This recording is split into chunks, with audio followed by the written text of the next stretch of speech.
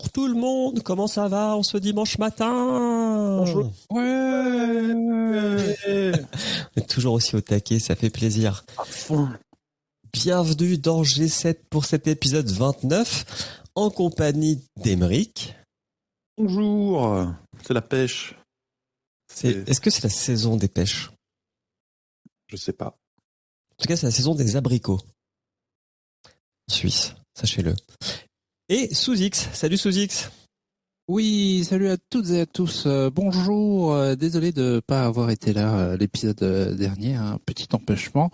Quant à moi, c'est plutôt pomme ce matin. Et je me dis qu'un jour, faudrait qu'on se tape un délire et qu'on refasse le générique à la bouche. Faudrait qu'on apprenne à beatboxer. Et... Ah ouais, faudrait qu'on apprenne vraiment à bien beatboxer. Bon. Ouais, c'est dur, hein. Non, ouais, je me suis entraîné pour faire le générique du Roi Steven, mais pas pour faire le générique de G7. Ok. Oh, c'est une idée comme ça que je lance. Et on envoie. Et toi, Julien, comment vas-tu? Moi, ça va. Comme un dimanche matin. Mais il fait beau. Donc ça, c'est cool. Après, on va pouvoir aller faire du vélo. Tout à fait. Et en plus, on a vu un film qui, je pense, était pas trop mauvais. On verra ce que... Attends. qui était un bon moment de divertissement. Voilà. J'allais dire, on fait des bisous à Taldus, qui n'est pas là, qui est dans les cartons, puisqu'il aide au déménagement de sa colocatrice, Audrey, à qui on fait des bisous également. Et on n'a même pas parlé du film, donc aujourd'hui, on va parler d'Uncharted. Et est-ce que, Emeric, tu peux nous lire la fiche Wikipédia, s'il te plaît? Tout à fait. Uncharted, ou Uncharted, la chance sourit aux audacieux au Québec, est un film américain réalisé par Ruben Fleischer et sorti en 2022, donc cette année. C'est une adaptation du jeu vidéo Uncharted, jeu vidéo de Naughty Dog et édité par Sony. Le film d'ailleurs est produit par PlayStation Productions et on retrouve en acteurs principaux Tom Holland dans le rôle de Nathan Drake, Mark Wahlberg dans le rôle de Sully, et puis après Antonio Banderas. On a Spider-Man et Max Payne qui font équipe. Oui. Oui, on a Spider-Man et Max Payne, c'est vrai. Et qui se battent contre Zorro. Il m'avait manqué. Ah, punaise. Oui, ou on peut dire le méchant de Spy Kids. Ah non, c'est le papa dans Spy Kids. C'est pas le méchant. Le papa de Spy Kids. C'est magnifique. Voilà. Durée 116 minutes, ça fait à peu près 2 heures. Et c'était bien suffisant. C'est vrai qu'il fait 2 heures. Franchement, budget 120 millions de dollars. C'est un bon budget, hein. On en parlera, mais il y a quelques scènes qui, je pense, ont coûté cher. Mais entends-tu ce silence de la part de Sous-X qui n'a pas l'air aussi enjoué que nous sur ce film? Non, je pense que Sous-X, il a pas trop apprécié. Si, je fais une farce. Ah. J'ai des petits griefs. Enfin, vas-y, dis-nous. Le truc qui m'a, je partais déçu à la base, parce que quand tu connais les jeux, que tu les as tous faits, donc il y a 4 jeux Uncharted, normalement tu commences directement avec un Sully vieux et un Nathan Drake plus âgé. Donc quand tu vois la bande-annonce du film et que tu vois le casting, tu te dis putain. Non, il est beaucoup trop jeune. Enfin, ils sont beaucoup trop jeunes. Ça colle pas du tout. Avec l'histoire du jeu. Et en fait, quand tu vois le film, tu te dis putain, bon, ok, ils ont réussi leur coup. Ça se passe avant, c'est le début, c'est quelque chose qu'on n'a pas vu. Au final, ils respectent les codes. Visuellement, pour ceux qui ont fait le 1, qui était quand même, sans trop parler du jeu, bien entendu, qui était quand même une assez grosse claque en termes de direction artistique, parce qu'il y avait vraiment des moments où les décors c'était des cartes postales de trucs incroyables, et on retrouve quand même ces trucs-là dans la direction artistique du film. Donc, c'était un excellent moment. alors que je m'attendais à me faire chier. J'ai voulu le regarder en accéléré. Au final, je l'ai remis en vitesse normale, malgré le fait que j'ai commencé à le regarder à minuit et qu'il a fallu que je me couche à 2h du coup. Non, j'en sors vraiment pas déçu. On aurait mis, je pense qu'au casting, on aurait dû rajouter éventuellement The Rock. Ça aurait été pas mal. Mais dans tous les films d'action, The Rock. Il y avait un petit... Dans tous les films de jeux vidéo. Ouais, il y avait un petit arrière-goût de Jungle Cruise pour ceux qui l'ont vu. Et voilà, je pense que ça aurait été parfait. Non, vraiment un très bon moment. Je vous remercie pour ce choix. Je remercie les auditeurs et auditrices qui ont voté pour ce film. Bah, et vous c'est qui le... J'ai marqué le bonus qui a proposé Uncharted. Donc je sais même plus qui de nous trois l'avait proposé. Mais alors juste, moi j'ai Julien. Ah ouais, on va commencer par le film. Alors, j'ai passé un bon moment avec ce film. Je n'ai joué qu'au 1. Donc j'ai vu des let's play des autres, mais j'ai pas d'attache particulière avec la saga. Et du coup, j'étais peut-être un petit peu moins à tâtons sur le fait que on voit un Nate Drake, c'est Nathan Drake, hein, son prénom, jeune. Ça, je me dis Osef. Et au final, le film est un petit peu de temps à démarrer, mais par contre, à partir du moment où ils commencent leur quête, ça ne s'arrête pas jusqu'à la fin. Donc en fait, je trouve que t'as pas le temps de... Ça dure 2 heures, et on en a vu des boosts de 2 heures, mais celle-là est passée assez vite. Et le rythme était plutôt bon, parce que j'arrivais à prendre les notes en même temps que le film se déroulait, sans que sans que j'ai besoin de mettre pause. Donc, plutôt bon moment pour moi. Et toi, Emeric ? J'ai bien aimé. J'ai trouvé que j'ai pas été déçu. Comme sous X, j'avais un énorme doute parce que moi aussi j'ai joué à toute la série, sauf le spin-off sur Chloé. Et c'est vrai que je me dis mais mince. Enfin, je me suis douté que ça allait être une origin story ou peut-être les tout débuts de leur collaboration parce que justement ils sont beaucoup trop jeunes par rapport aux personnages du jeu. Finalement, j'avais peur parce qu'en fait, c'est souvent quand une production de cinéma s'attaque à raconter, devenir un préquel d'un jeu vidéo, souvent il charcute un petit peu le lore du jeu, etc. Et il y a des incohérences là. J'ai pas l'impression qu'il y ait beaucoup d'incohérences. Les personnages sont un peu tous correspondent vraiment bien à ce qu'ils sont dans la série de jeux.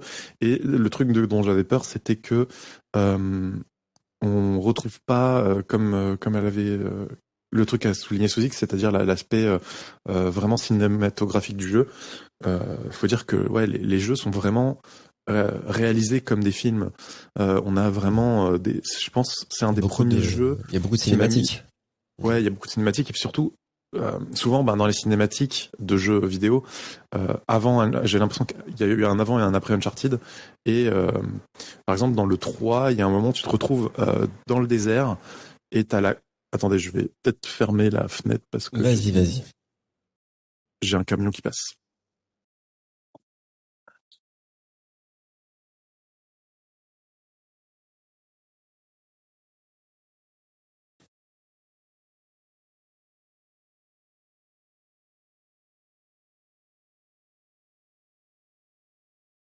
Alors, je reprends. Je disais, il y a un avant et un après Uncharted, parce que avant les jeux vidéo, j'ai l'impression à part Blizzard, il n'y avait pas énormément de cinématiques impressionnantes. Enfin, il manquait un truc, et Uncharted c'est le premier qui m'a mis une énorme claque au niveau des cinématiques, notamment par exemple dans le 3 quand tu te retrouves dans le désert et que là il y a la caméra qui se relève et qui fait un mouvement qu'on n'avait jamais vu vraiment dans des cinématiques, un mouvement qui est vraiment purement de films, de grands films, tu vois, de Laurence d'Arabie ou ce genre de choses. Un énorme panoramique, zoom arrière panoramique pour montrer l'immensité du désert.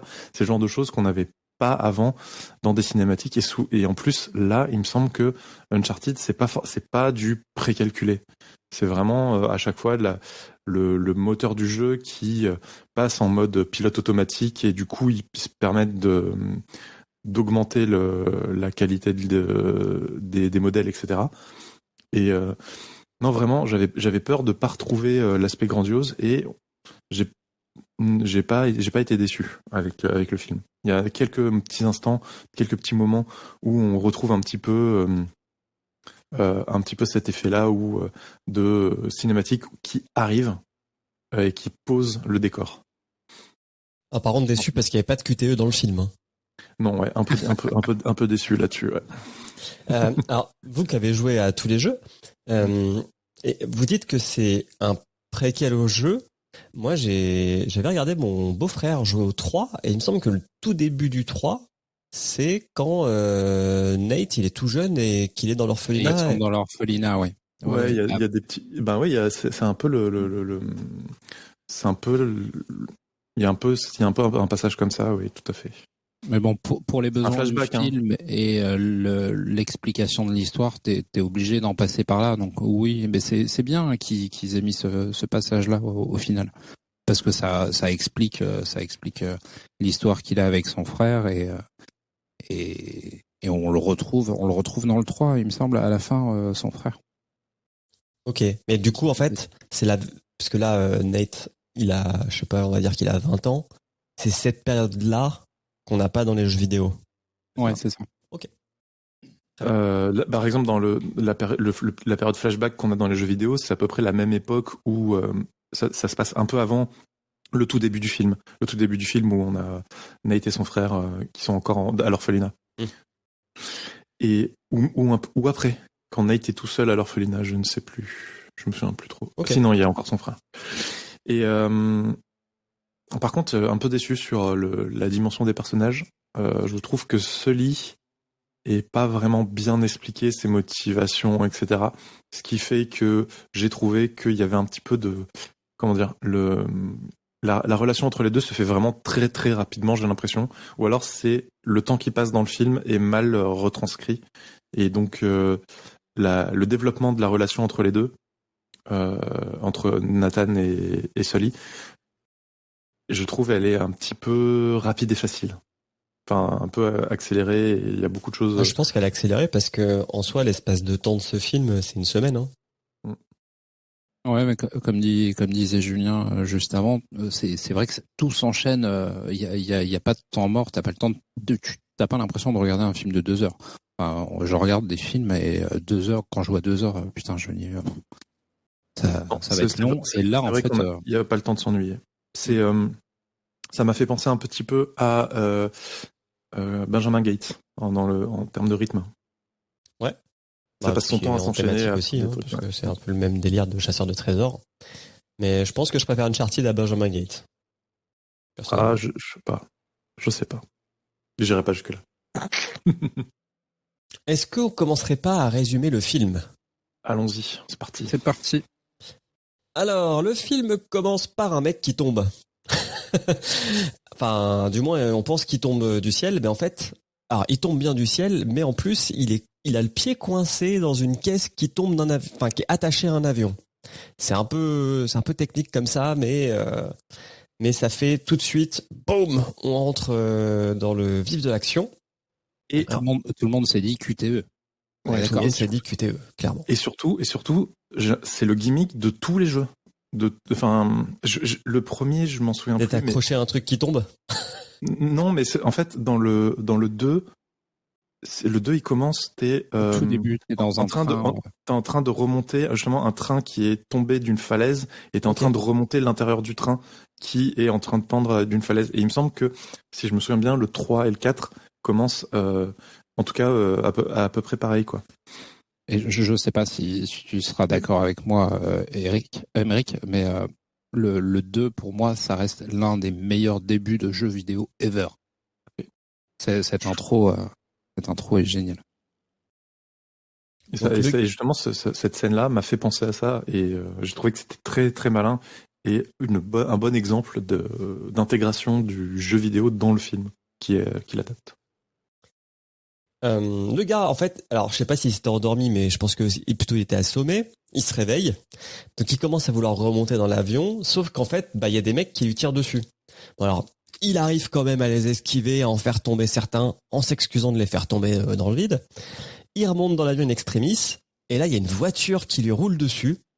Donc en fait, c'est une sorte d'avion cargo où il y a toutes ces caisses qui sont attachées. Les caisses tombent, il arrive sur le ponton de l'avion, et là, bam, une voiture lui rentre dessus, et il retombe. Et là, boum, flashback. Flashback, le mec est plus jeune, et il rentre sans autorisation avec son frère dans, je pense, ce qui est un musée. Ouais. Alors, il parle de Magellan. Et de son tour du monde, en fait, ça serait pas un vrai tour du monde. Magellan, il a pas fait le tour. Il est censé, il est vendu comme étant un des premiers à avoir fait le tour du monde, mais eux disent, enfin, l'histoire dira que non, en fait. Ils se font gauler, et en fait, son frère est exclu de l'orphelinat. Mais avant. Ils se font gauler parce qu'ils essayent de voler la carte du trajet de Magellan pour essayer de retrouver, parce qu'ils veulent retrouver l'or perdu. Parce qu'en fait, Magellan, il a pas fait le tour du monde pour la gloire, d'après le frangin. Il le fait pour de l'or. Et cet or n'a jamais été ramené. Terrible. Et mais avant de partir, le frère de Nate lui file une bague pour lui dire je t'abandonne pas, je reviendrai parce que je tiens trop à cette blague, patati patata. Oui, parce qu'ils se font pécho. Ils sont pécho par les catholiques en train d'essayer de voler la carte, machin, et du coup ils lui disent tu vas à la police, tu vas en zonzon, et le petit Nathan, on lui dit tu vas dans ta chambre, tu vas dire au revoir à ton frère, et finalement son frère dit non moi je me barre par la fenêtre, il est hors de question que je me fasse arrêter. Flash forward, mais quand même avant la première scène où là Nate il a une vingtaine d'années, il est à New York. Et il est barmaid. Barman, ouais. Barmaid, c'est pour les filles. Barman, pardon. Bon, il est doué. Il est doué pour faire voler les bouteilles et faire des cocktails. Et être aussi relou avec les clientes en leur expliquant l'histoire des cocktails. C'est en mansplainant. Le mec, quand même, elle commande une vodka et lui... Il lui mansplain sa commande en la forçant à demander autre chose et ensuite en lui expliquant l'origine du Negroni. Du cocktail, le Negroni. Mais en fait, tout ça n'était qu'un subterfuge parce que le petit Nate, c'est un voleur et ça fait partie de sa stratégie pour là il vole par exemple le bracelet d'une cliente en lui tapant la tchatch. Il retourne dans son bar et là il y a un mec qui s'appelle Victor Sullivan qui lui propose de faire équipe. Sachant qu'il dit qu'il a grillé sa combine et en gros il lui dit mec tu joues, tu fais des petits coups, moi je te propose d'aller chercher le fameux trésor de Magellan. Nate refuse. Sully se barre. Alors on va l'appeler Sully parce que dans le jeu il se fait appeler Sully. Sully se barre, mais en se barrant il a quand même réussi l'exploit de voler à Nate le bracelet qui lui-même avait volé à la cliente et à la place à lui laisser sa carte de visite. Je trouvais le move beau gosse. Ce qui est vraiment très très fort, c'est que autant Nate, on l'a vu, on nous montre comment il fait pour piquer le bracelet, autant Sully, à aucun moment on ne le voit faire un truc qui nous donne un indice à nous pour le fait que Nate se fasse voler, quoi. Donc, je suis même pas sûr qu'il passe suffisamment près de lui quand il se barre pour lui prendre le truc dans la poche et lui mettre. Scène. Enfin, c'est hors champ. Du cinéma. On verra plus tard un autre vol d'objets subtil de la même manière, pareil, où il y a à aucun moment la personne qui vole est assez près pour pouvoir le faire. Nate décide d'aller chez Sully pour récupérer son dû. Donc il arrive à rentrer par effraction, enfin non pas par effraction parce qu'en fait il vole les clés au gardien dans son appart. Sully l'attend, ça parle du trésor de Magellan, on revoit la fameuse carte qu'on avait vue dans le flashback de Nate. Et Nate, il est toujours pas chaud pour faire équipe avec Sully. Donc Sully, il abat la carte. Je vais te parler de ton frère parce qu'il le connaît et qu'ils ont l'air d'avoir fait des trucs ensemble. Donc là, on apprend aussi que ça fait, je crois, 2 ans que Nate n'a plus de nouvelles de son frère, qui lui a envoyé des cartes postales. Oh, beaucoup plus que ça, parce qu'entre le flashback où ils sont gamins et le moment où il est avec Sully, il a quand même vachement. Oui, mais il recevait des cartes postales. Ah oui, et ça fait 2 ans qu'il reçoit plus de nouvelles. Exactement. Oui. Donc Nate rentre chez lui, il regarde les cartes postales de son frère, et puis en fait il décide de ok, je vais faire équipe avec Sully pour trouver ce trésor de Magellan. Alors, quel est le plan ? Le plan est simple. Il faut aller voler une croix assertie de diamants, etc., etc., qui est en fait non pas une croix, mais une clé pour ouvrir le trésor. Enfin, la cage du trésor. Alors en fait, il faut deux clés. Voilà, il faut 2 clés, il faut 2 croix, et Sully a déjà l'autre. Donc là, c'est la deuxième. Cette clé, elle va être mise aux enchères dans un truc équivalent de chez Christie's. Et en fait, ce qu'il faut qu'il fasse, c'est que Nate doit trouver un moyen pour couper le courant pendant la vente. Comme ça, Sully, lui, en profitera pour voler la croix. Là, on a une petite préparation. On voit Nate torse nu, faire des pompes. Assez stock, le Nate. Mais aussi étudier le bâtiment. Là, c'est là où ils sont malins dans le film, c'est que dans le jeu, Nate, on va pas se mentir, hein, on passe vraiment très très très très longtemps à crapahuter sur des falaises, mais ouais, c'est à la limite de l'improbable. Et là, on nous montre que Nate, il est capable de, enfin, il a fait du parcours et il est très sportif, quoi. On nous un petit peu d'ancrage dans la réalité, quoi. Clairement. Le soir du braquage arrive. Alors, moi, je l'ai appelé le mafieux, le Antonio Banderas. Je sais pas s'il est si mafieux que ça, parce qu'il parle de son clan, etc. Alors, on a eu un petit peu l'explication avant, puisqu'on a eu la discussion entre Sully et Nate, où on a eu toute l'histoire de Magellan, et notamment donc de la famille qui a commandité le voyage, enfin qui a payé pour le voyage, puisque je crois que ce que dit Sully, c'est que le roi, enfin oui, c'est ça, le roi du Portugal était pas chaud, et donc il n'a pas payé pour ça, et donc c'est une famille riche qui a payé pour le voyage, en espérant que l'or revienne. Et donc c'est pas un mafieux, hein, c'est l'héritier de cette famille, du coup, Antonio Banderas. Ouais, mais en fait, je l'appelle le mafieux parce que le mec se déplace quand même avec des gorilles. Il utilise un peu des méthodes, comment dire, criminelles. C'est-à-dire que depuis l'époque de Magellan, la famille a quand même continué à conserver sa richesse, donc il est encore petite thune. Alors d'ailleurs, c'est là où c'est ça qui est drôle, c'est que donc la famille a réussi à maintenir sa richesse, à l'augmenter, puisqu'apparemment ils sont quand même hyper à l'aise.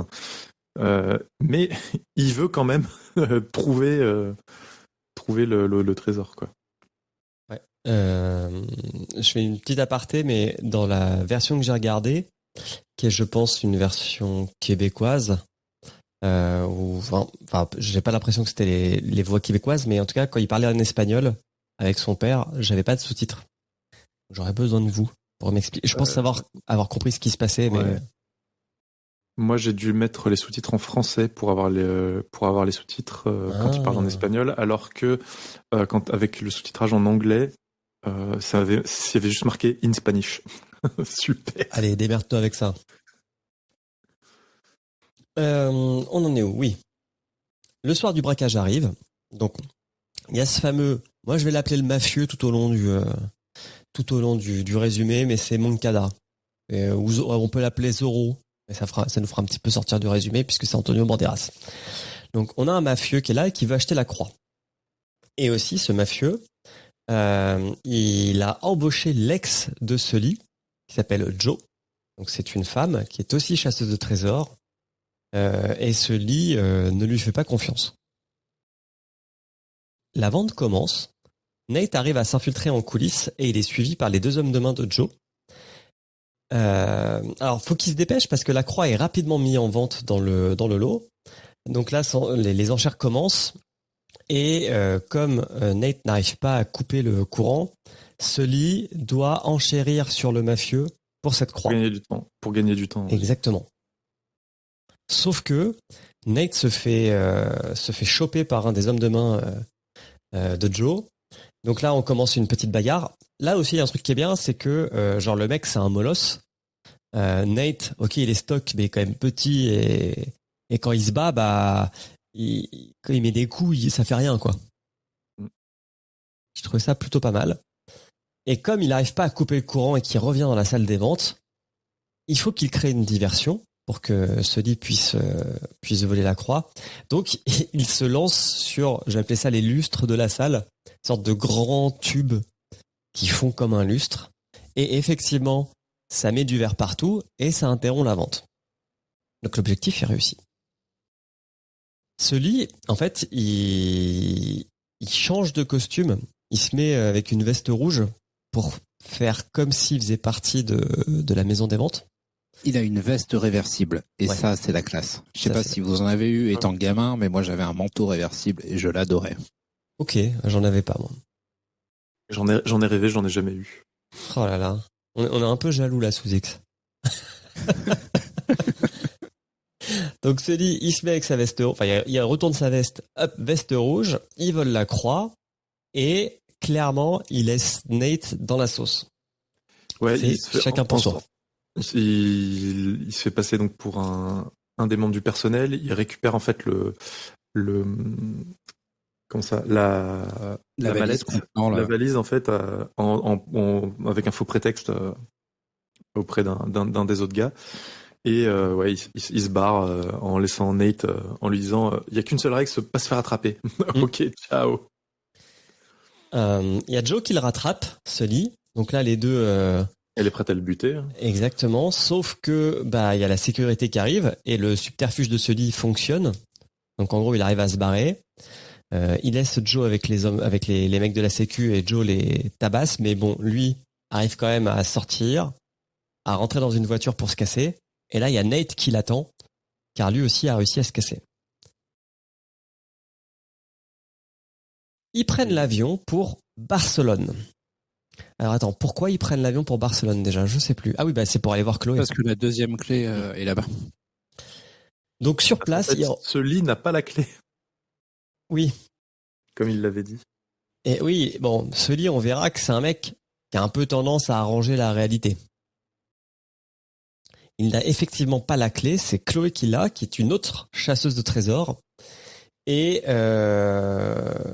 au moment où ils discutent sur une place publique, et puis Chloé dit non, ça m'intéresse pas, je me casse. Et là, ils se rendent compte que Chloé, et je pense que c'était à ça que tu faisais référence tout à l'heure, Brick, a aussi réussi volé la croix dans le sac à dos de Nate. Oui, elle a réussi à ouvrir le sac à dos de Nate sans qu'ils s'en rendent compte, alors qu'elle était devant eux à leur parler, quoi. C'est assez impressionnant. C'est du talent. Donc là, il y en a une course-poursuite parcours qui commence sur les toits de Barcelone. Mais à la fin, Nate, il sort une carte de son chapeau et il dit non, mais c'est pas... Alors oui, parce qu'en fait, dans le texte du journal de bord du capitaine de l'expédition, ils lui disent que en gros, pour trouver là où est le trésor, il faudra trouver un arbre, je crois. Un pin, ouais, c'est ça. Il y a un arbre dessiné sur la page et justement... Il explique, il lui dit mais c'est pas un arbre qu'on cherche. Et ça peut pas être un arbre. Un arbre. Parce que il fallait trouver quelque chose qui dure dans le temps. Et un arbre, effectivement, il y a de grandes chances qu'il soit abattu ou qu'il casse ou que sais-je. Et puis il y en a beaucoup en Espagne. Et il y en a beaucoup à Barcelone. Parce qu'en plus, ça tombe bien, c'est à Barcelone. Alors que des églises, c'est déjà plus simple. Donc, les trois décident de s'associer. Pour continuer surtout la quête. Les églises qui s'appellent Sainte-Marie-du-Pin. Par exemple. Et ils se rendent à l'église et en gros on leur dit il faudra venir à minuit, il y a une messe. À ce moment-là, l'église sera ouverte. Chez les mafieux, on n'est pas d'accord sur la gestion de la fortune de la famille parce que, de ce que je comprends, le père veut faire don de toute sa fortune. Et donc, du coup, laisser son fils dans la sauce. C'est ça, ouais. C'est ça, hein? Ouais. Ouais, il a décidé de tout donner aux bonnes œuvres. Parce qu'il est extrêmement croyant. D'ailleurs, le fils, Antonio Banderas dit à son père, tu ne crois pas en moi, et le père regarde la Sagrada Familia en disant, je crois en lui. Ce qui est un peu hypocrite quand même, vous l'avouerez, puisque le père, il a bientôt fini ses jours, hein. Et puis, il en a bien profité de sa richesse. Ouais. Non, clairement. Chez les 3 chasseurs de trésors, on boit du vin. Et on comprend via Chloé qu'un truc s'est passé entre Sully et le frère de Nate, mais on sait pas quoi. Parce qu'elle lui dit, tu l'as pas encore dit, ou tu l'as pas dit, ou que sais-je. Mais surtout, donc, ils doivent attendre pour pouvoir aller à la messe, pour pouvoir entrer dans l'église. Donc, ils décident de se mettre une énorme caisse, parce que, ok, on les voit au début, ils ouvrent une bouteille, d'accord, que déguster à 3 une petite bouteille de vin, ok. Alors, déguster... Oui, Nate engloutit le verre comme si c'était... Comme un Américain, quoi. Comme s'il était dans le désert depuis trop longtemps. Et derrière, la scène d'après, on voit déjà en premier plan un peu flou, on a 3 bouteilles, je crois, vides. Et dans le décor, on a encore 2 ou 3 bouteilles. Donc à 3, ils se sont enfilés 6 bouteilles. Ah ouais, t'as compté et tout, j'ai pas fait gaffe à ça, moi. En fait, quand j'ai vu les 3 bouteilles au premier plan, je me suis dit, mais qu'est-ce qui se passe? Et du coup, quand j'ai aperçu dans le décor les bouteilles, j'ai noté. J'ai pas compté, mais je me suis dit, ils se sont mis une caisse monstrueuse, alors qu'ils doivent être prêts à tout pour quand ils vont aller dans l'église. C'est un peu chelou. On retourne chez les mafieux, où là, il y a la fameuse scène près de la... c'est quoi le premier nom de l'église qui finit par Sagrada à Barcelone? Familia Sagrada, c'est ça? Sagrada Familia. Ok. Donc je comprends que le Banderas, il essaye de convaincre son père de lui laisser sa fortune. L'autre lui dit non. Et du coup, il se retrouve dans la voiture du père avec Joe, Antonio et le père. Et Joe tue le père pour que Antonio puisse hériter de sa fortune. C'est bien ça. C'est là où on se rend compte que Joe c'est vraiment une sale personne. Oui. Parce que elle tue de sang-froid un vieil homme, quoi. Ouais, c'est vrai. Mais elle a un couteau stylé, un couteau un peu courbé là, parfait pour trancher les gorges. C'est vraiment une psychopathe. Jusque là, je me disais, franchement, c'était presque un film Disney pour toute la famille, à part ce détail. Et la même chose un peu plus tard. On ne voit. Oui, c'est propre. On ne voit rien. Par contre, c'est vrai propre. C'est vraiment un sale personnage. C'est vrai qu'on ne voit rien et les coups ne marquent pas. Ouais. Parce que Nate, il en prend quand même immédiatement. Ouais, Nate, il en prend quand même des coups. Il a pas un putain de bleu sur son visage. Hein. Ouais, mais c'est parce qu'il est en pleine forme. Il est dans la fleur de l'âge. Exactement. On arrive le soir à l'église. Ça avance plutôt bien dans la quête à 3. Ça fait vraiment Uncharted quoi. Ah oui, ok. Faut aller dans ce truc-là. Attends, on réfléchit. Faut tourner les clés, mais dans quel sens? Patati patata. Alors, on est sur un trio qui se fait des petites blagues entre eux quand même. Il y a un peu d'humour entre les 3. C'est une des marques de fabrique du jeu aussi, c'est les dialogues entre les personnages pendant qu'on est dans les phases d'exploration ou même dans les phases de tir où Nate il est très vocal, parfois même c'est agaçant, il commente un peu tout le truc et quand ils sont plusieurs ils discutent entre eux. C'est toujours il y a toujours un peu d'humour, un peu de blague. Ça participe au rythme. Ouais, non, c'est vrai. Mais il y en a pas trop. C'est pas un Marvel. Donc c'est marrant parce qu'en gros, donc ils trouvent la fameuse cache pour mettre les clés. Ils mettent les clés, mais ils savent pas dans quel sens tourner les clés. Et Sully leur dit, de ce que je lis dans le journal, faut tourner dans le sens horaire, enfin tourner vers la droite.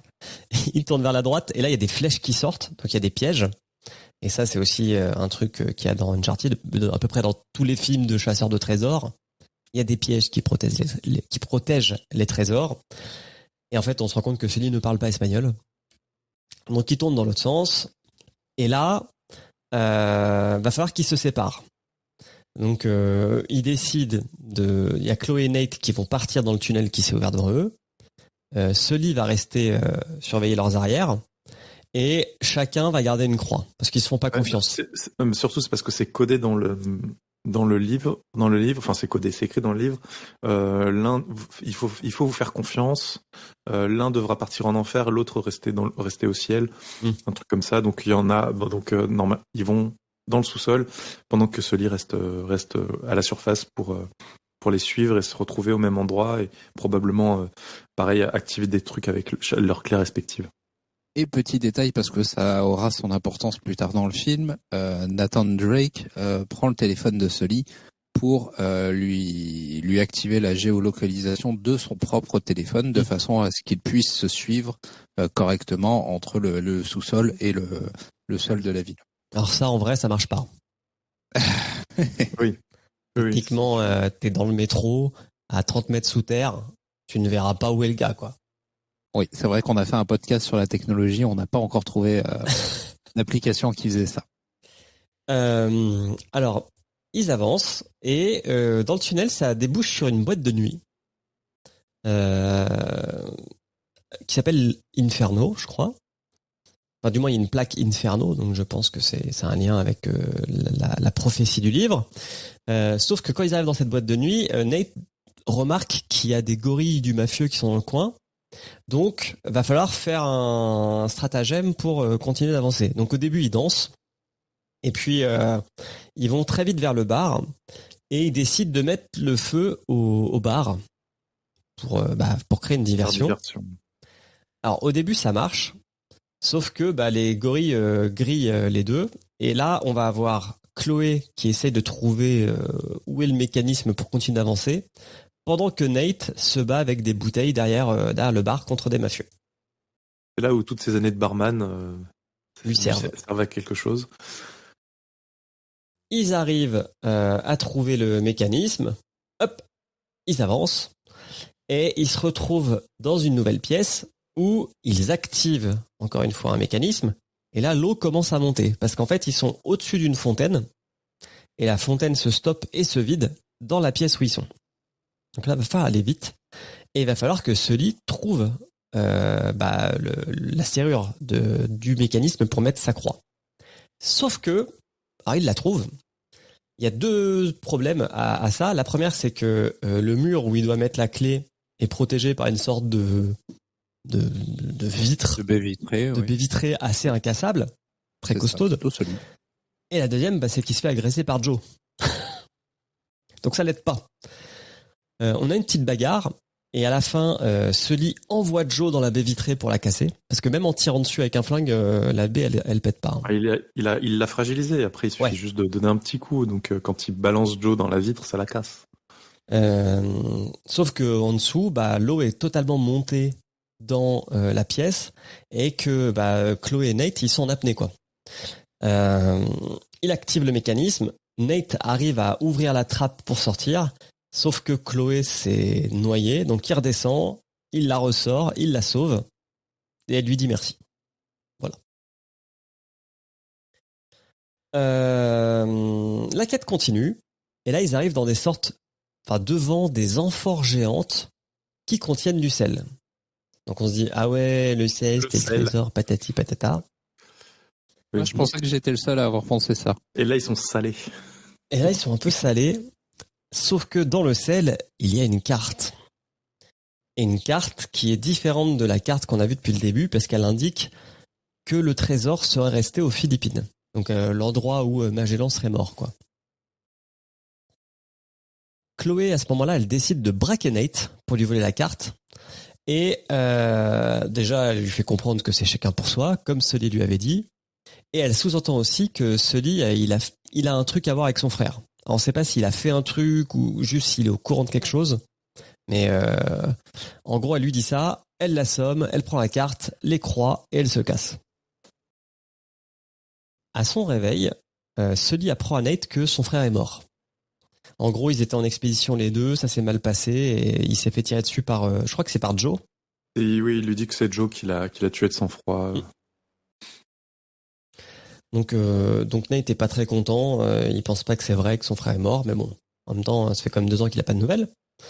On bascule chez les mafieux, et en fait, chez les mafieux, on voit que Chloé est là, et elle fait affaire avec Antonio Banderas, et elle lui refile la carte. C'est pire que ça, c'est on apprend qu'il a engagé Chloé en même temps que Joe. Donc en fait, Chloé, elle fait double jeu auprès de Sully depuis le début. C'est triste. En même temps, on peut pas trop lui en vouloir, étant donné que Sully passe son temps à faire double jeu. C'est vrai. Mais Sully, effectivement, vu qu'il est pas né de la dernière pluie, comme on dit, il se doute que Chloé, si elle l'a doublé, il y a de grandes chances que c'était pour faire affaire avec le mafieux. Et donc, ils la suivent. Enfin, ils la suivent. Ils se disent, on va aller voir à l'aéroport ce qui se passe, et boum, il tombe sur eux. Donc, il avait une bonne intuition, le Sully. On se retrouve à l'aéroport avec l'avion du début du film, donc le fameux avion cargo. On voit effectivement la fameuse voiture qui après rentrera dans Nate, être chargée. Boum, on charge tout. Nate et Sully arrivent à rentrer dans l'avion. On ne sait pas comment encore. Et l'avion décolle. Dans l'avion, il y a le mafieux qui fait tout un grand discours devant ses hommes, comme quoi, effectivement, sa famille est en droit de récupérer ce trésor, que son père croyait pas en lui, patati patata, et en plein discours, il y a Joe qui l'égorge. Je m'y attendais pas. Et là, je me suis dit, bon, c'est pas un film Disney. C'est mort. Non, c'est clairement pas un film Disney. Mais ouais, je m'y attendais pas du tout à ce mouvement. Chloé, elle assiste à ça, elle se dit, oh là, c'est chaud pour mes fesses. Donc elle se casse. Et là commence une partie de cache-cache dans l'avion. Et c'est au même moment que Nate et Sully sortent du coffre de la voiture pour je sais même plus ce qu'ils veulent faire. Ils veulent récupérer la carte, je suppose, et puis se casser. La carte, l'écran, est se casser. Ouais, c'est ça. Là, on arrive à... Donc en fait, il faut se dire, on est dans le ponton de l'avion cargo. Et Sully dit à Nate, on prend les trucs, on saute en parachute et on se casse. Sauf que Nate, il veut savoir si c'est bien Joe qui a tué son frère. Donc il va pas sauter en fait. Il va être sur le ponton et il va demander à Joe si c'est bien elle qui a tué son frère. Je suis pas sûr qu'elle réponde sur le moment. Non, je crois pas. Non. Et là, en fait, il appuie sur un bouton, Nate, qui fait que je crois que ça active le parachute d'une des caisses. Et donc, comme le ponton est ouvert, les caisses commencent à partir dans le vide et ça fout un bordel monstre. Et là, on recoupe avec la scène du début du film. Et en fait, la seule chose qui est différente, qu'on apprend en plus, c'est que Chloé, pour se casser, elle est dans la voiture. Donc c'est elle qui, entre guillemets, écrase Nate quand il se fait rentrer dedans. Et là, on a une scène qui est assez ouf parce que tout est en chute libre. La scène est quand même vachement bien faite. Nate rejoint Chloé dans la voiture et en gros, ils se disent, on va se mettre sur une des caisses de ravito là qui est en train de tomber. Elles ont des parachutes parce que les deux, ils en ont pas. Et on activera le parachute sur cette caisse. Ils arrivent à le faire. Et là, je me suis dit quand même, physiquement, t'es en chute libre, tu vas quand même assez vite. Alors ok, les caisses sont aussi en chute libre, mais est-ce que genre la première, il se la mange pleine tête, Nate, il a rien quoi. Pas assommé, pas de blessure. Il arrive quand même à s'accrocher à la seconde. Jeu vidéo. Par contre, Chloé le sauve parce que c'est Chloé qui le chope par le bras pour s'accrocher à la deuxième caisse. Ils ouvrent le parachute et là ils se mettent ils atterrissent dans l'eau, ils s'assoient sur la caisse et puis en fait ils dérivent au milieu de l'océan. Heureusement, ils sont finalement pas si loin que ça d'un club de vacances. Oui. C'est ça qui est ouf. C'est qu'effectivement, ils dérivent et très vite, ils arrivent près d'une île qui est un club med. Voilà, avec des gens sur des transats, d'autres qui jouent dans la mer. D'ailleurs, je sais pas si vous avez remarqué, mais donc ils sortent et là il y a quelqu'un qui est sur un transat qui leur dit mais qu'est-ce qui vous est arrivé? Et donc là ils lui disent exactement ce qui s'est passé. Ils ont sauté d'un avion avec une voiture. Et le gars dit ah ouais, ça m'est arrivé aussi. Le gars, vous l'avez pas reconnu? Non. C'est le doubleur de Nathan Drake. Ah, petit clin d'œil. Voilà, j'avais un doute sur le fait que cette scène avec les caisses de l'avion, on l'ait vue dans un des 4 jeux, et il me semble que oui, du coup. Je me souviens plus. Je dois dire, ça fait longtemps. Parce que si lui dit ça, c'est que forcément c'est arrivé dans le jeu aussi. Oui, il a dit ça m'est déjà arrivé, ou il y a j'ai déjà eu un truc comme ça. Enfin, je sais pas exactement si. Mais je pense que dans la version française, c'était plus. Il m'est déjà arrivé un truc dans ce genre-là, et moi ça m'a fait penser au train à ce moment-là. Ouais, non mais c'est ça ce qu'il dit. C'est j'ai déjà eu, ça m'est déjà arrivé. Ce genre de choses m'est déjà arrivé. Un truc du genre. Parce que oui, justement. Bravo Emmerich pour avoir détecté ce clin d'œil. Après, il faut avoir déjà vu des interviews du gars, quoi, parce qu'en fait, il ressemble pas du tout à Nathan Drake. Non, clairement pas. Donc ils prennent une petite chambre dans ce club de vacances avec la carte de crédit de Sullivan que Nate a volée. Et puis ils commencent à chercher, où est ce fameux emplacement aux Philippines. Ils cherchent. Donc il cherche aussi avec les cartes postales du frère parce qu'il se dit il a dû me laisser un indice là-dedans, patati patata. Chloé va se coucher et Nate il trouve le fin mot de l'histoire en faisant un peu brûler une des cartes postales où en fait il y avait un message décrit. De l'encre invisible avec du citron que quand tu le fais chauffer ça révèle le message, un truc d'espion. Et en gros le message lui dit je crois les clés sont des compas ou les croix sont des compas, un truc comme ça. Ouais, ça. Nate découvre qu'effectivement on peut s'en servir comme compas de ces croix. Il trouve l'endroit où serait le trésor. Il essaye de réveiller Chloé. Chloé se réveille pas. Et là il se dit je vais faire un petit stratagème pour tester sa loyauté. Je vais écrire des fausses coordonnées, les laisser sur la table et on verra quand elle se réveille avant moi si elle se barre ou pas. Patatras, Chloé s'est bien barrée avec les fausses coordonnées. Nate se rend sur place, il trouve 2 épaves de bateaux et il tombe sur ce lit qu'il avait suivi avec l'application à Barcelone d'il y a 1 heure quoi. Et quand on arrive dans la grotte là où il y a les 2 bateaux, panorama de fou, on est d'accord. Ouais, c'est vrai. C'est vrai que c'est très joli. C'est là où je faisais référence au jeu, où on a vraiment des scènes comme ça où tu poses la manette et tu regardes le travail des artistes. C'est ouf. Et là, ils sont bien au bout de leur quête parce que l'or est bien dans les bateaux. Sauf que, on pourrait se dire, c'est bon, le film est fini. Eh ben non, parce qu'il y a Joe qui arrive. Alors Joe, elle débarque en plus avec pas mal de gars pour enlever le trésor. Ah oui, puis j'ai aussi oublié de dire, alors Sully il est trop content d'avoir trouvé le trésor de Magellan, mais Nate lui il est pas content parce qu'il voulait trouver le trésor pas avec Sully mais avec son frère parce que c'est leur quête depuis qu'ils sont gamins. Mais ils ont pas trop le temps de réfléchir à ça puisque Joe débarque et elle est un peu en mode vénère. Il se cache dans une cale et donc t'as des mecs qui sont en train de pelleter pour libérer les navires du sable, t'en as d'autres qui chargent l'or et puis là il se passe un truc de ouf, c'est que il y a 2 hélicoptères qui arrivent pour élitroyer les bateaux. Ça aussi je m'y attendais pas. C'est assez impressionnant.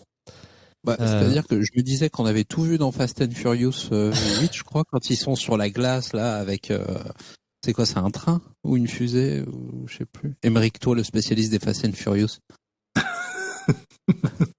Non, je suis désolé. Non, ça me dit rien non plus. Enfin bon, effectivement, c'est une scène franchement what the fuck. Et d'ailleurs, je me suis posé une question.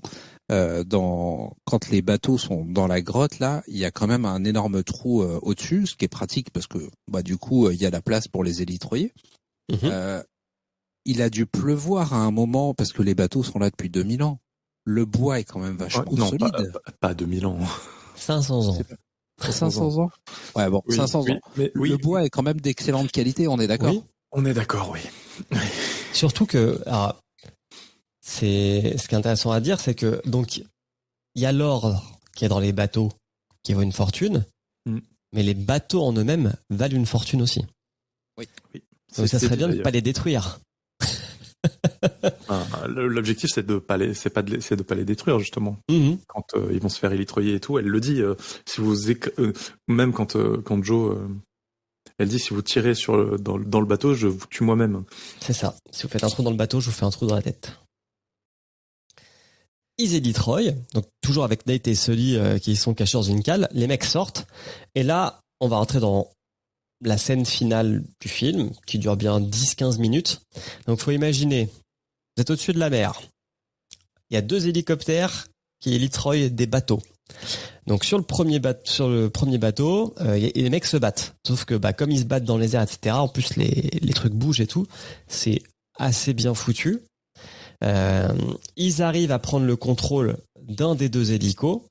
Joe, voyant ça, au lieu de se dire, tant pis, je pars avec mon bateau, j'ai déjà assez, on fera moite-moite. Non, elle dit, suivez ce bateau. Donc là, les 2 commencent à se suivre, ça se bat, bien sûr, ça se rentre dedans, donc ça casse les bateaux. Ça passe à l'abordage. Ça passe à l'abordage. Et il y a même un moment Nate qui tire un boulet de canon sur un hélico depuis un des 2 bateaux. Et ce que j'adore, c'est que les deux hélicos donc bougent. Ils ne visent pas du tout avec le canon. C'est juste, il fouille un boulet, de la poudre et il met le feu et hop, c'est parti quoi. Advienne que pourra. Ouais.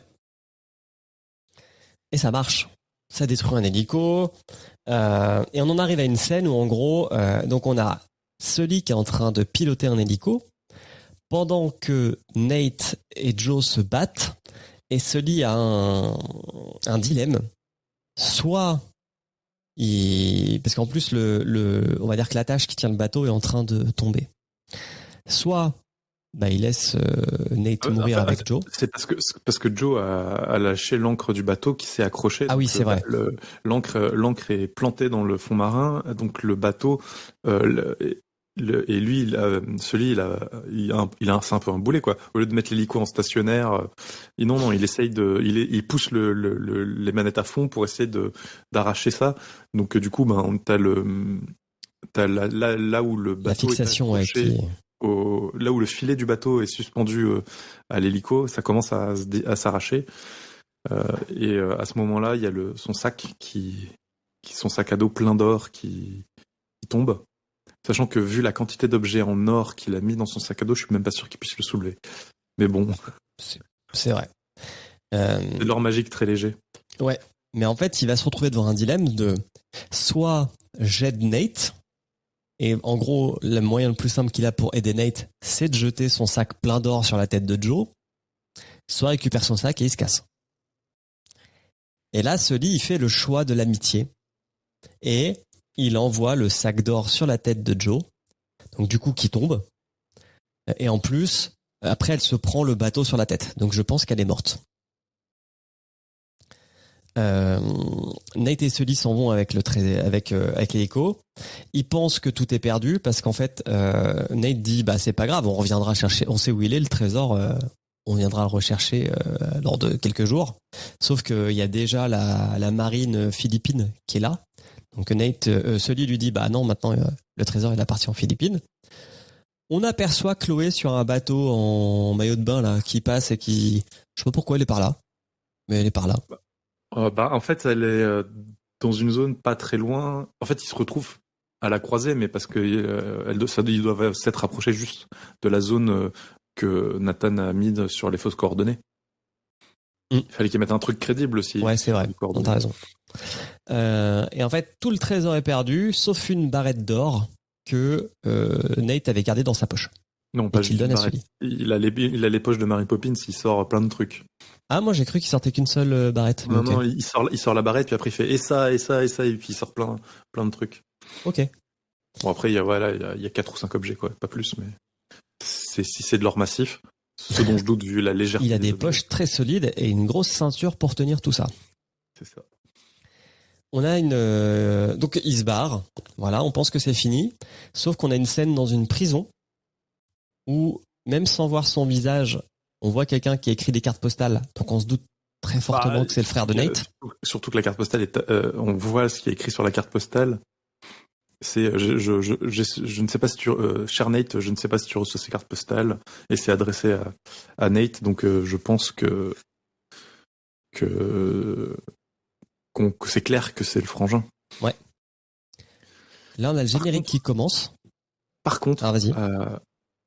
Comment le frangin sait l'adresse de Nate?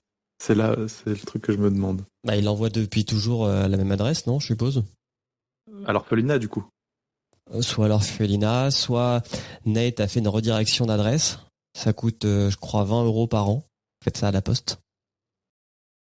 Quand vous déménagez, c'est pratique. C'est vrai. De faire rerouter le courrier.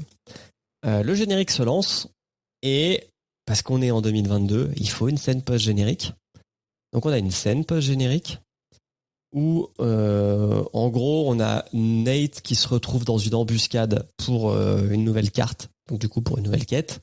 Échanger une carte nazie apparemment contre l'anneau. Contre la bague. Ouais. Ouais. Et c'est Sully qui débarque pour lui sauver les fesses parce que Nate s'était fait avoir. Et Sully a une moustache et un chat qui s'appelle Monsieur Moustache. Alors ouais, la moustache c'est un petit clin d'œil au jeu puisque dans le jeu Sully a la moustache. Et d'ailleurs, il me semble que le méchant là qu'on voit, c'est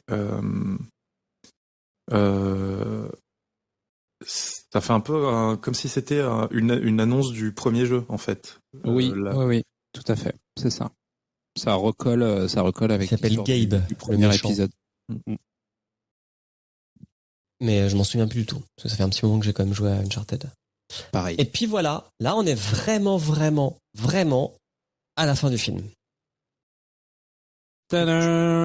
Je confirme à Sous-X que la scène dans l'avion avec oui. C'est dans le 3. D'accord. Où, quand il va s'écraser dans le désert, où il justement il s'accroche aux bagages qui sont en train de sortir de l'avion. Ok, du coup, quand ils arrivent sur la plage, effectivement, dans la version originale, c'est possible qu'ils lui disent il m'est déjà arrivé la même chose. Ouais. Est-ce qu'on parlerait pas du jeu? Ben on peut. On en a déjà parlé au début, mais on peut en reparler. Donc vous y avez joué. Faut dire qu'Uncharted, c'est une licence exclusive Sony. Oui, faite par Naughty Dog. Que le premier, c'est sur PS2 ou PS3 qu'il est sorti? PS3 en 2007. C'est la même année que la sortie du premier Assassin's Creed, si vous voulez situer. Ok. 2007. Du coup, on voyait déjà qu'Assassin's Creed avait un très bon level quand même au niveau des animations des personnages et des décors et de la profondeur de jeu, parce que Assassin's Creed, quand même, ça mettait une claque au niveau du monde ouvert, enfin du semi-monde ouvert, et Uncharted allait encore plus loin dans les détails de décors et tutti quanti. Donc, ça a fait l'unanimité jour 1.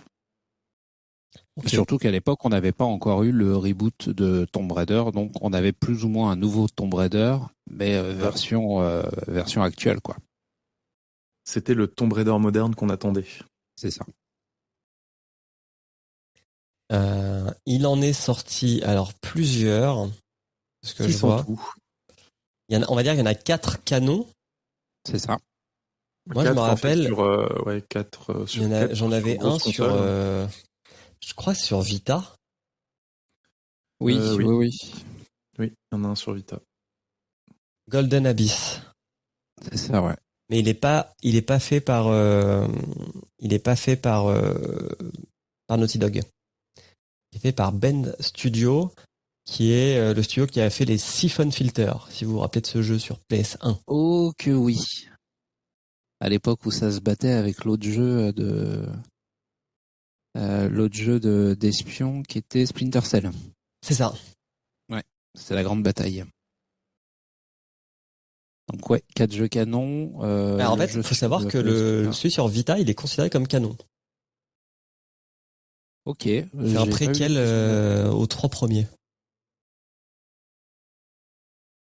Peut-être du coup que ça se rapproche assez du film. C'est ce que je regarde dans le synopsis, mais pas du tout. Pas du tout. Il va chercher un un trésor en Amérique du Sud. C'est ça.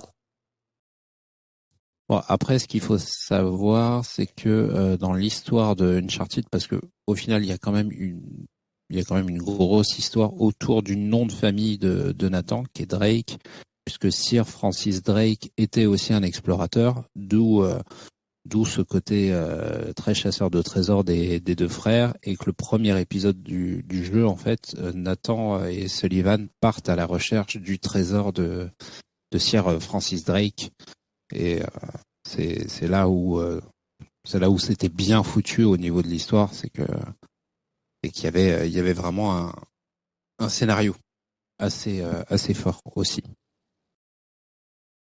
Et alors, ce qu'on peut dire sur le jeu, c'est c'est une série qui a plutôt bien fonctionné et qui a été plutôt bien accueillie par les joueurs et les joueuses. Que effectivement, les jeux ont souvent été reconnus pour ce que vous avez expliqué, c'est-à-dire son côté grandiose dans les décors, dans les mouvements de caméra. C'est un jeu où t'en prends plein la vue. Alors peut-être maintenant un petit peu moins le 1. Il me semble que je l'avais refait dans la trilogie là qui est sortie. Je sais pas s'il y a une trilogie remastered, mais oui, ils ont refait, ils ont refait tout, ils ont tout remaster sur la PS4. Est-ce qu'on peut donc aussi beaucoup d'utilisation des QTE dans les scènes d'action? Ouais. Et il y en avait, mais ça m'a pas marqué plus que ça. C'était pas abusé non plus hein. Par rapport à l'époque. C'était pas. C'est pas du niveau des jeux de David Cage. Ouais, non, et là c'est un autre level. Hein. Et il me semble que normalement, il ne devrait plus y avoir d'autres Uncharted, dans le sens où on sous-entend un peu qu'il est mort à la fin du 4. Non. Non, il est pas mort, il est rangé des voitures. Ok. En fait, le 4 commence et se termine un peu de la même façon. Attention, je spoil le truc, c'est que le 4 commence, c'est à la fin du 3, il se met en couple avec la journaliste. Enfin, c'est plus ou moins sous-entendu qu'ils se mettent ensemble. Et au début du 4, ils sont chez eux dans leur maison en train de jouer à Crash Bandicoot. Oui, c'est ça. Ils ont mis entièrement Crash Bandicoot dans le jeu. Ouais, d'ailleurs, on joue à Crash Bandicoot, c'est assez rigolo. Qui est un jeu Naughty Dog, rappelons-le. Mm-hmm.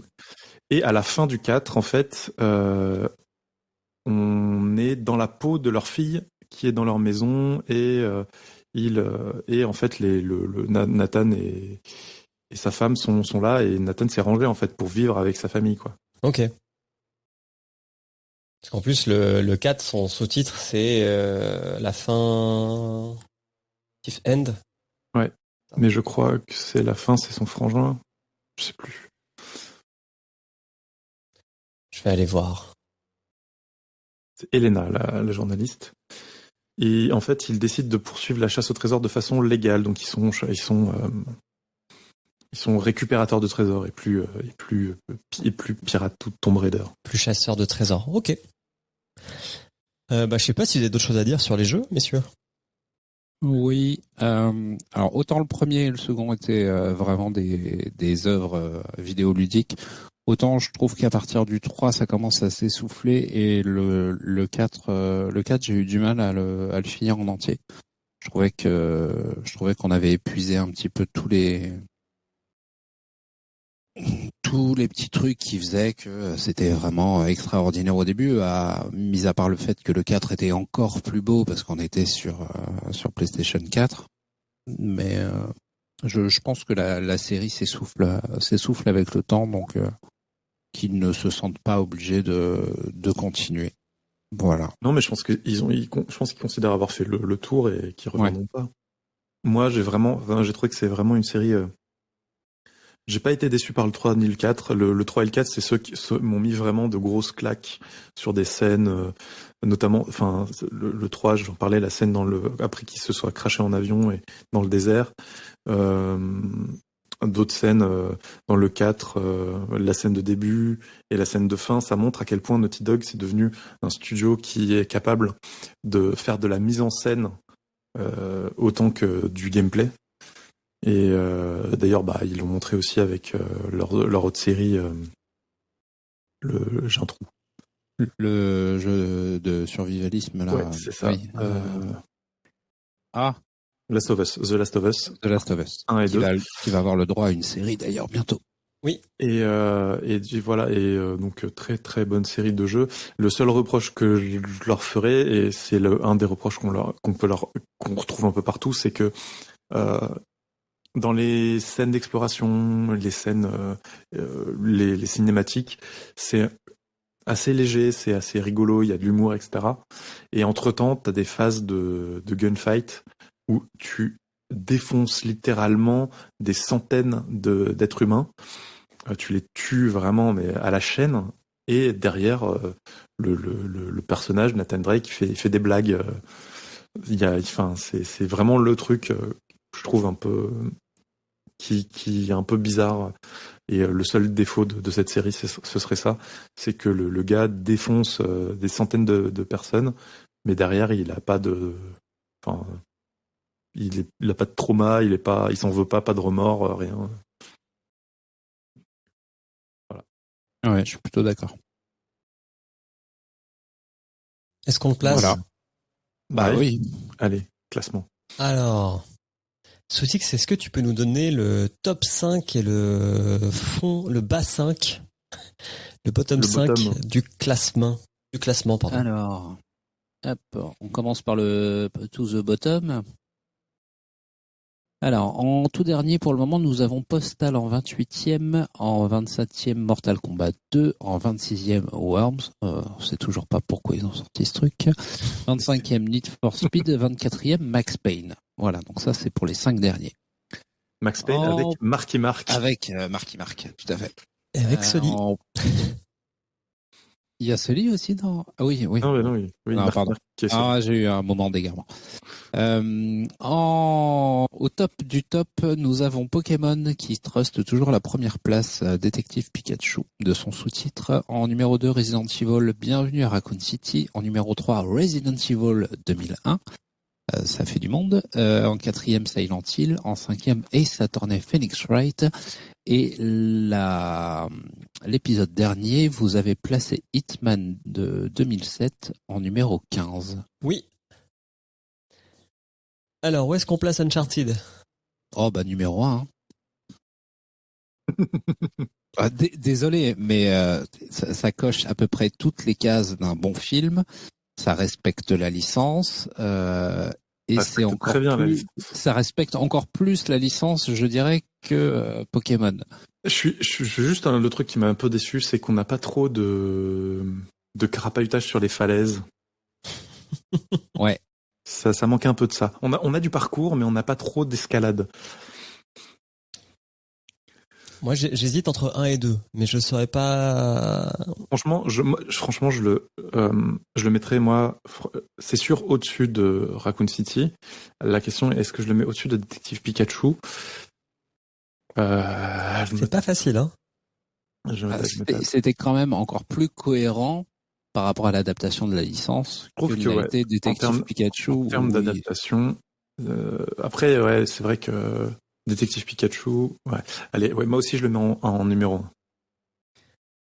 Parce que c'est vraiment, on passe un bon moment, le film n'est pas mauvais, et surtout l'adaptation est plutôt une des meilleures en termes de respect de la licence.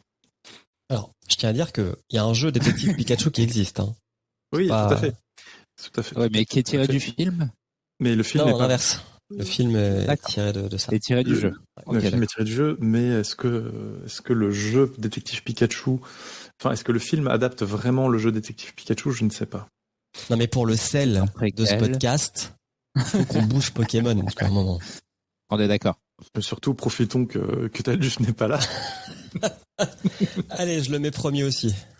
Allez, et voilà, on a changé tout le classement. On bouge tout. Et donc, Ace Attorney se retrouve 6e et sort du top 5. C'est triste pour lui. C'est un bon film.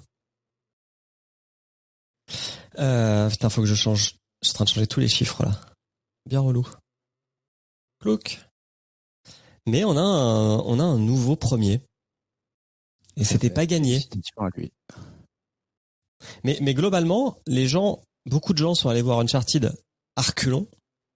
Et tout ce que je lisais sur Twitter, genre des podcasteurs ou des podcasteuses qui font du podcast sur le jeu vidéo ou des chaînes YouTube sur le jeu vidéo, tous en sont sortis en mode, au final, ils ont fait un bon film, quoi. Bah oui, c'est ça. En plus d'être fidèle, de respecter la licence, c'est vrai qu'on a passé un bon moment. Donc d'habitude, c'est pas quelque chose que je mets trop en avant dans mon vote, mais là, je peux pas passer à côté, quoi. Je comprends. Après, ils y ont mis les moyens, clairement. Parce que c'est combien, 140 millions le budget du film? Monsieur Wikipédia. On a perdu Emmerich, mais je suis en train de... Non, je suis dessus. 120 millions. D'ailleurs, je sais pas s'il est rentré dans ses frais. Box office, 148 millions. Ah, c'est pas ouf. Total mondial. Non, mais aux US. Okay. Total mondial, 400 millions. Bon, ça va, il a fait x3. Il est rentable. Ouais. Et bah voilà, on a un nouveau roi en ville. Je vais pouvoir même mettre à jour notre liste sur Sens Critique et laisser le plaisir à Sous-X de faire le petit magnéto. Ah bah non, je dis de la merde. Faut qu'on propose des films.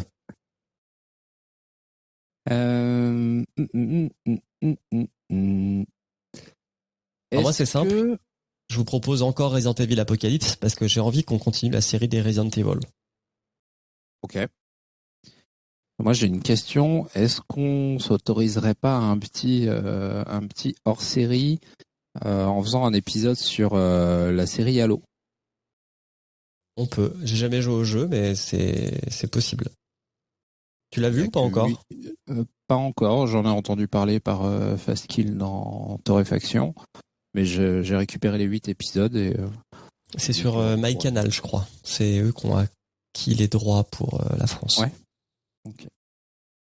Et je me dis que ça pourrait faire un truc sympa, histoire de... Vu qu'on a un petit peu de temps, je sais pas si on fait une pause pour les vacances ou pas. On verra. Ok. Bon, bah, soit ça, soit un HS sur la série Halo, soit Rampage. Moi qui. Mais pourquoi pas la série Halo? Pourquoi ce serait un HS? Non, on pourrait faire un épisode. Parce que les séries, on les a toujours traitées comme des HS. Tu vois, genre The Witcher, on l'a pas classé, Arcane non plus. Ouais, ok. Donc, le mec prend 2 possibilités puisqu'il veut Rampage ou Halo. Ok. Emmerich. Ah, moi, je suis toujours sur. Je vais toujours demander Hitman, le suivant. C'est moins bon. Ah oui, mais bon, tu n'étais pas là pour Hitman, tu faut que tu sois là pour un Hitman. Ok. T'aurais mieux fait d'être là pour le premier, je crois, de mémoire. Oh, c'est bien de regarder des mauvais films aussi. Oui. Donc là, maintenant, c'est bon. Celui que tu peux faire le magnéto. Ok, mesdames et messieurs, bonjour. N'oubliez pas que G7 est un podcast du label Podcut. Retrouvez l'intégralité des podcasts du label sur podcut.studio. C'est un site web à l'ancienne. Vous y trouverez tout un tas d'infos. Aussi, pour regarder tous ces merveilleux films, séries, il nous faut de la moula pour pouvoir regarder ça légalement. Vous vous en doutez bien, personne ne pirate, personne n'a de cousin aux États-Unis. Donc nous vous invitons à laisser l'équivalent d'1 ou 2 €, voire plus, si vous aussi vous êtes une ancienne famille portugaise, espagnole qui payait des voyages pour aller récupérer tout l'or de l'Inde à travers le globe terrestre. Donc, retrouvez-nous sur patreon.com/podcut pour laisser votre dîme. Nous vous en remercions énormément. Ça aide le podcast G7 et ça aide le label à vous proposer tout un tas de belles choses. Nous vous en serons très reconnaissants. Merci. Merci. Merci et bye bye. Et du coup, on se Excellent quitte. dimanche. Passez un bon dimanche. Merci messieurs de vous être levés, comme d'habitude. Et on Avec se retrouve dans un mois avec un nouveau film ou peut-être une série. Ciao ciao. Ciao, ciao.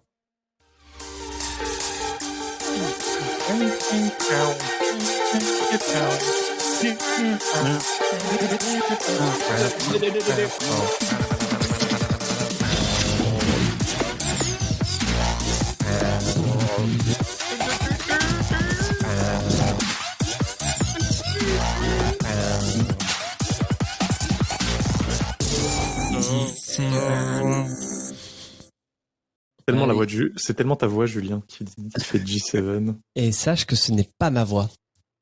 Ah ouais. Non, j'étais en mission en République tchèque à l'époque, et c'était un collègue à qui j'avais dit « Dis J7 s'il te plaît ». Exporté en WAV. Et j'arrête l'enregistrement. Hop. G7, G7, G7, G7.